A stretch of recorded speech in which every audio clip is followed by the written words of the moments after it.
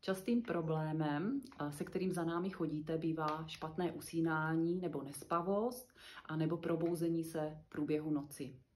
Příčiny nespavosti můžou být různé, můžou to být třeba léky, může to být nějaká nemoc skrytá, nebo stres a úzkosti. Mezi bylinky, které bych doporučila pro lepší usínání, patří například mučenka, kozlík, chmel, levandule, meduňka anebo vitánie snodárná. Vitánie snodárná přes den působí povzbudivě na naše mozkové funkce, ale na noc navozuje hluboký a kvalitní spánek. Je třeba ji užívat delší dobu. Při problémech s usínáním doporučuji nejíst potraviny, které obsahují cukr před spaním, protože cukr stimuluje náš mozek.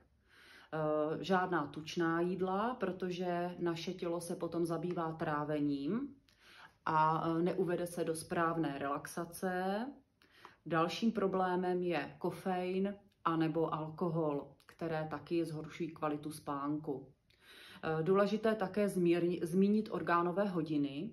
Pokud se budíte ráno mezi 1 a 3 hodinou, příčinou většinou bývají zanešená játra z užívání velkého množství léku, proto doporučuji potom pročistit játra, a mezi 3 a 5 hodinou i příčinou jsou plíce, takže doporučuji pročistit zase tento orgán.